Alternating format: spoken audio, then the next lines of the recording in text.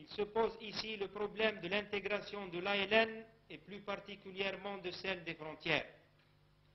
Cette question délicate qui constitue l'un des points essentiels de la reconversion ne pouvait et ne peut être tranchée que dans le cadre de la création de l'armée nationale algérienne.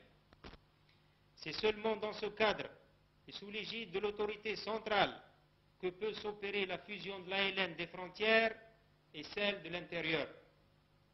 Or, certains officiers qui ont vécu à l'extérieur n'ont pas connu la guerre révolutionnaire comme leurs frères du maquis, guerre basée essentiellement sur le peuple et dont l'ALN n'a été que le fer de lance.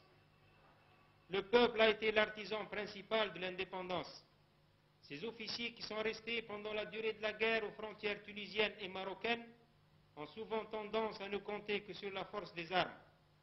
Cette conception dangereuse conduit à sous-estimer le rôle du peuple, voire à le mépriser, et crée le danger de voir naître une féodalité ou une caste militariste telle qu'il en existe dans certains pays sous-développés, notamment en Amérique latine.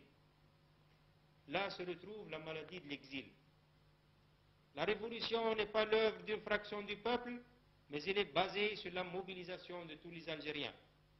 La cheville ouvrière, le gardien vigilant de la révolution, c'est le militant, avec ou sans uniforme, qu'il soit dans le FLN, l'ALN, les syndicats ou toute autre organisation nationale. L'armée est au service de la nation, c'est-à-dire qu'elle est sous l'autorité directe et absolue du gouvernement qui exprime la souveraineté nationale. Elle n'est pas la source du pouvoir selon l'idée simpliste qui confond force armée et origine du droit et du pouvoir. Cette origine ne peut être que le peuple.